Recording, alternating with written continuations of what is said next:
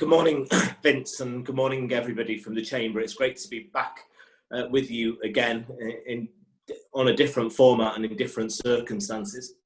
And first of all, to thank everybody who runs a business locally or is involved in local life in how they have coped with this pandemic, with the difficulties that we've had, who've kept businesses going, who've kept people supplies, and the philanthropy as well of local businesses in helping out so many through these difficult circumstances.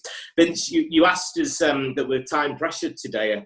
Since I become Shadow Aviation and Maritime Minister, the rest of my morning consists of cycling to Canary Wharf in a little while and jumping aboard the London Pelican tall mast ship to speak with young people who are training to go into the maritime industry, because it is Maritime Week this week. So it's an interesting and varied life being a Member of Parliament, as you'll probably be well aware. I was asked to talk about Manchester Airport's impact on my constituency, as it's contained within my constituency and on the region as a whole. I just want to say a few things. Adam would have put on a great event a couple of years ago to celebrate its 80th birthday, Manchester Airport, and the history.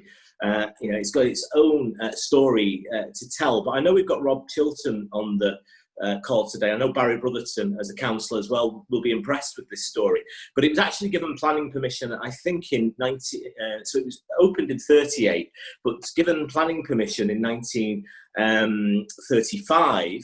And the council was completely split. They decided to invest in about £170,000 for a tar macadam runway and outbuildings.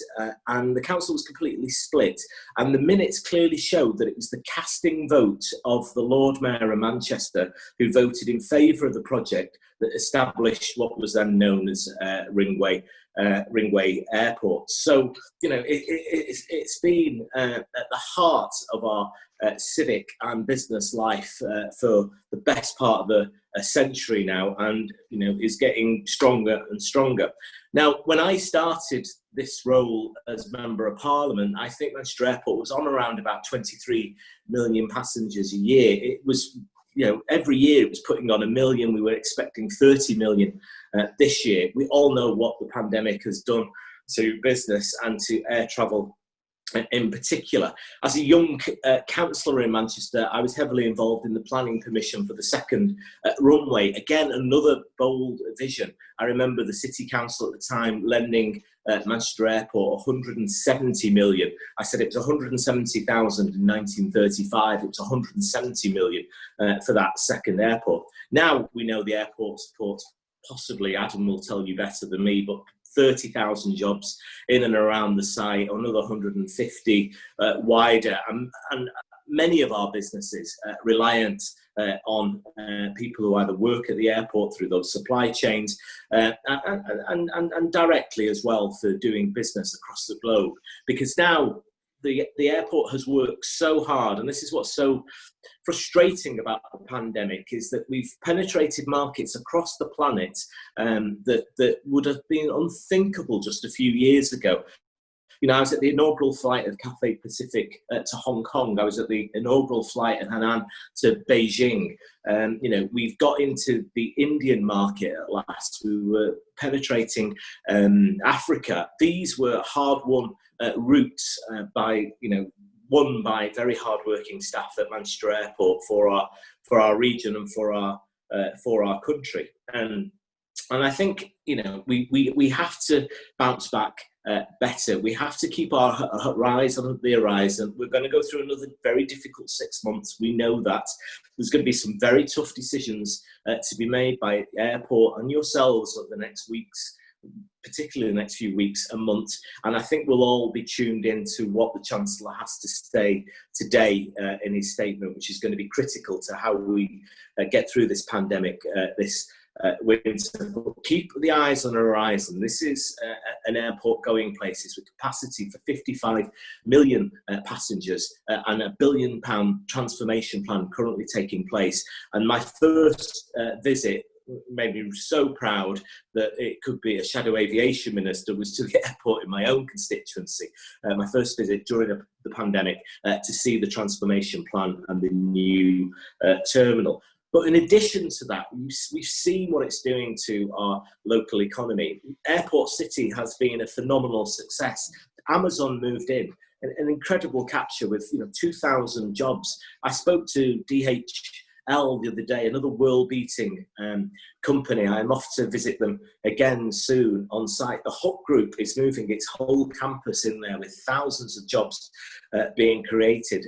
Airport City is going to be a real destination with the new hotel district in South Manchester, with a whole community based around, hopefully, well, the new HS2 station. I was having that really confirmed yesterday in my discussions with the rail authorities. And around that rail station, it's not just about speed to London. I know some people are sceptical, but it is about capacity on the West Coast Main Line, which we are running out of rapidly.